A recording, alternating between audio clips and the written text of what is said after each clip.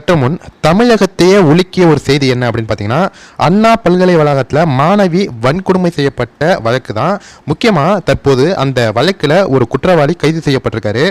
பாலியல் வன்கொடுமை வழக்கில் 2வது முறையாக ஞானசேகரன் அப்படிங்கிற நபர் கைது செய்யப்பட்டிருக்காரு. அதாவது இதற்கு முன்பே இந்த ஞானசேகரன் அப்படிங்கிறவர் ஒரு பாலியல் வழக்கில் கைது செய்யப்பட்டிருக்காரு.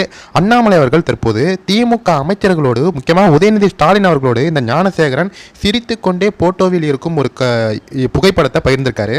முக்கியமாக அண்ணா பல்கலை வளாகத்தில் மாணவி வன்கொடுமை செய்யப்பட்ட வழக்கில் கைதான கோட்டூர்புரத்தைச் சேர்ந்த ஞானசேகரன் சில ஆண்டுகளுக்கு முன் மற்றொரு மாணவிக்கு பாலியல் வன்கொடுமை வழக்கில் கைதானவர் என தகவல் வந்திருக்கு.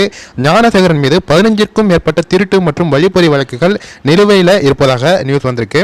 முக்கியமாக பாஜக தலைவர் அண்ணாமலை அவர்கள் அமைச்சர் சுப்பிரமணியம் மற்றும் அமைச்சர் உதயநிதி ஸ்டாலின் அவர்களோடு ஞானசேகரன் இருக்கும் புகைப்படத்தை பகிர்ந்து பல முக்கியமான ஆதாரங்களையும் கடுமையான விமர்சனங்களையும் முன்வைத்திருக்காரு. பாஜக தலைவர் அண்ணாமலை அவர்கள் என்ன சொல்லியிருக்காரு அப்படின்னு பார்த்தீங்கன்னா, அண்ணா பல்கலைக்கழகத்தில் மாணவி பாலியல் வன்கொடுமைக்கான வழக்கில் கைதாகியுள்ள ஞானசேகரன் என்ற நபர் ஏற்கனவே இது போன்ற குற்றங்களில் பலமுறை ஈடுபட்டவர் என்பது, அவர் திமுகவின் சைதை கிழக்கு பகுதி மாணவர் அணி துணை அமைப்பாளர் என்பதும் தெரிய வந்துள்ளது. தமிழகம் முழுவதும் இதுபோன்ற குற்ற வழக்குகளில் இருந்து ஒரு தெளிவான திட்டம் புலப்படுகிறது. ஒன்று, குற்றவாளி திமுகவில் உறுப்பினராவதோடு அந்த பகுதி திமுக நிர்வாகிகளுடன் நெருக்கமாகிறார். 2வது, அவர் மீது பதிவு செய்யப்பட்ட அனைத்து வழக்குகளும் கிடப்பில் போடப்படுகின்றன.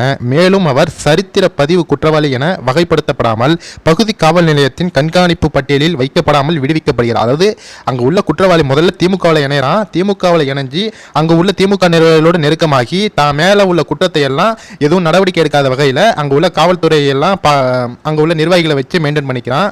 முக்கியமாக அந்த பகுதி 3வது, அந்த பகுதி திமுக நிர்வாகிகள் மற்றும் அமைச்சர்களின் அழுத்தம் காரணமாக அவர் மீதான வழக்குகளை காவல்துறை விசாரிக்காமல் இருப்பதால் மேலும் குற்றங்களை செய்ய அது அவருக்கு இடமளிக்கிறது. இது மாதிரி செய்யறதுனால காவல்துறை அவன் மேல நடவடிக்கை எடுக்காம விட்டுறாங்க. அமைச்சர்களுடைய பிரஷர் பேர்ல அந்த ஃப்ரீனஸை பயன்படுத்தி இவன் மென்மேலும் குற்றங்களை அடுக்கிக் கொண்டே செல்கிறான். தொடர்ந்து தமிழகம் எங்கும் நடைபெறும் குற்றங்களில் குற்றவாளிகள் திமுகவை சேர்ந்தவர்கள் என்றால் ஆளுங்கட்சி நிர்வாகிகள் அழுத்தத்தால் காவல்துறை நடவடிக்கை எடுக்காமல் இருக்கிறது. இதனால் பாதிக்கப்படுவது அப்பாவி பொதுமக்களே. தொடர்ந்து பாலியல் குற்றங்களில் ஈடுபட்டு வந்ததாக 15 வழக்குகள் உள்ள ஒருவரை இத்தனை நாட்களாக எந்த நடவடிக்கையும் எடுக்காமல் விட்டு வைத்ததால் தான் இன்று ஒரு அப்பாவி மாணவிக்கு இந்த கொடூரம் நடைபெற்றிருக்கிறது. இதற்கு முழுக்க முழுக்க திமுக அரசே பொறுப்பு. எவ்வளவு காலம் தமிழக மக்கள் இந்த நிலையை பொறுத்துக் கொள்ள வேண்டும் அப்படின்னு கேள்வி எழுப்பியிருக்காரு. ஆளுங்கட்சியினர் என்றால் குற்றவாளிகள் மீது நடவடிக்கை எடுக்கக்கூடாது என்று தமிழகத்தில் சட்டம் உள்ளதா அப்படின்னு கடுமையாக விமர்சனம் எழுப்பி கேள்வி எழுப்பியிருக்காரு. முதலமைச்சர் ஸ்டாலின் இப்போதாவது பொதுமக்கள் கேள்விகளுக்கு பதிலளிப்பாரா? ஷேம் ஆன் யூ ஸ்டாலின் அப்படிங்கிற ஒரு ஹேஷ்டேக்கை போட்டு திமுகவையும் முதல்வர் ஸ்டாலின் அவர்களையும் பாஜக தலைவர் அண்ணாமலை அவர்கள் கேள்விகளால் கிழித்து தொங்க விட்டுருக்காரு.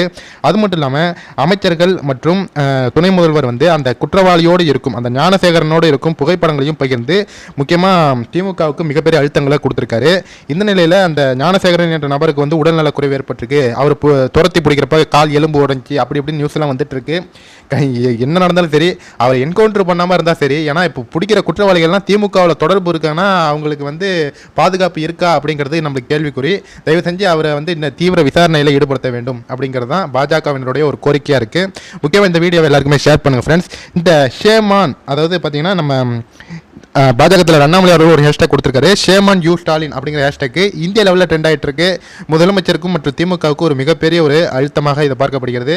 கண்டிப்பாக இந்த வீடியோவை எல்லாருக்குமே ஷேர் பண்ணுங்கள். தமிழகம் முழுக்க பல குற்றவாளிகள் பல குற்றங்கள் கொலைகள்லாம் பண்ணிவிட்டு திமுகவில் இணைந்து அந்த கேஸுகள்லாம் நடவடிக்கை எடுக்காமல் பார்த்துக்கிறாங்க அமைச்சர்களுடைய தூண்டுதல் பேரில். கண்டிப்பாக இதன் மூலியமாக இது மாதிரி குற்றங்கள் செய்யும் நபர்களை திமுகவினர் அவங்க கட்சியில் சேர்க்காம அவங்க மேலே நடவடிக்கை எடுக்க வேண்டும். எல்லா மக்களும் நீங்கள் ஏதோ நல்லது பண்ணுவீங்கன்னு சொல்லி ஓட்டு போட்டிருக்காங்க. ஆனால் நீங்கள் இது போல் பண்ணுவதனால் மக்கள் உங்கள் மேலே அதிருப்தியில் டெபாசிட் கூட உங்களுக்கு கிடைக்காம இந்த வரும் தேர்தலில் பாஜகவிற்கு ஓட்டு அளித்து நம்ம பாஜக தலைவர் அண்ணாமலை அவர்களை முதலமைச்சர் ஆக்குவதில் மக்கள் எல்லாம் தற்போது உறுதியாக இருக்காங்க அப்படிங்கிறது மட்டும் இதில் தெளிவாக தெரிகிறது. அனைத்து மக்களும் படித்தவர் பின்னால், நம்ம பாஜக தலைவர் அண்ணாமலை அவர்கள் பின்னால் படையெடுத்து திமுகவை ஓரம் கட்டுவதில் ஒரு குறிக்கோளாக இருக்காங்க அப்படிங்கிறது நல்லாவே தெரியுது. கண்டிப்பாக இந்த வீடியோவை எல்லாருக்குமே ஷேர் பண்ணுங்கள் ஃப்ரெண்ட்ஸ். தேங்க்யூ.